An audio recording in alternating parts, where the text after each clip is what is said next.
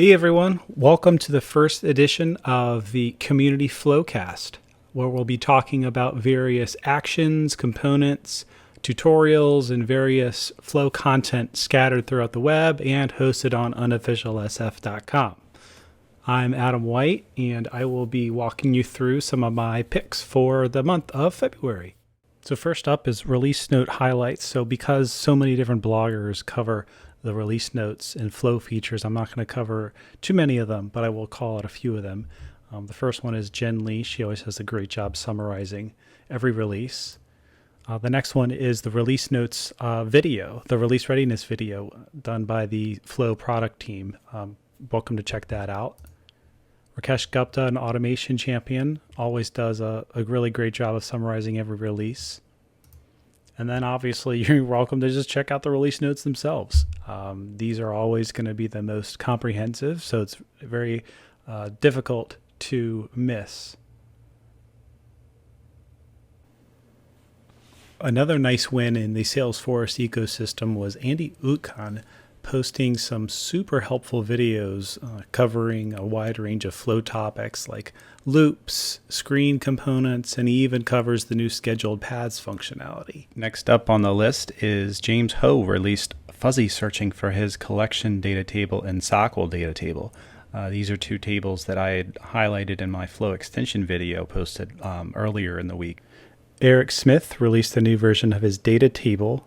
My favorite feature, and this was really a bug fix for fixing the performance on selecting a large amount of records, and also being able to have a flow variable set the number of maximum records to show on the screen.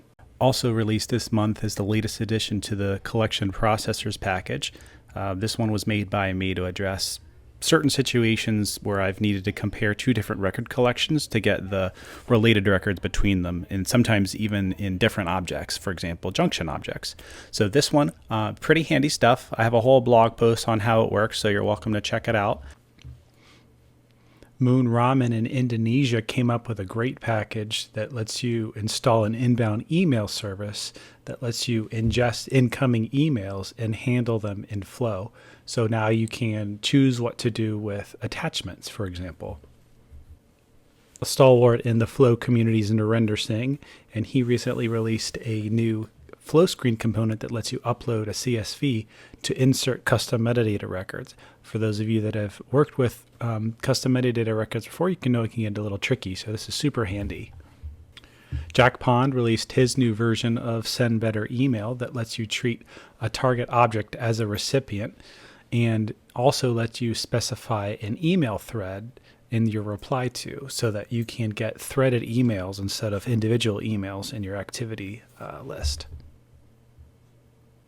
Gear CRM released a new app called Magician, which lets you easily create copies of chatter posts, custom notifications, and emails in record format so that you can basically abstract those things out of your flow. Eric Smith and Jack Pond released a new improvement to the custom property editor for Flow checkbox to get around a limitation where there's currently an issue with CPEs where you can't pass in defaults for checkboxes. Mohith over here at Salesforce had a great deep dive on the Salesforce developers blog on Flow, so definitely check that one out too. Next up is another community action from the Salesforce Exchange Discord server from Solo1234, aka Solo Admin.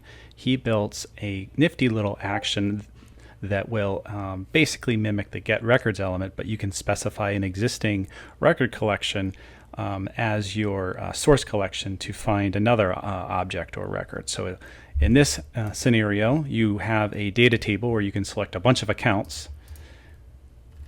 And we'll just select all the accounts in this box. And based off that record collection, you can get all the contacts picked from that account list.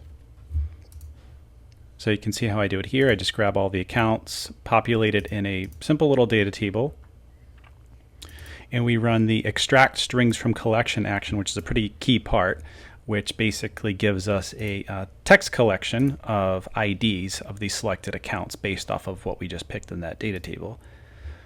And then what we do is we build a text collection of fields that we want to return in our contact query. So we put in things like ID, first name, last name, email, account ID, name, and then we feed that into the action. So we want to find all the contacts based off of the accounts that we picked. So that's that ID string that we just generated from extract string from collections. Our bind field is our field that we want to search on, which is account ID. And then we specify the collection of fields that we just built.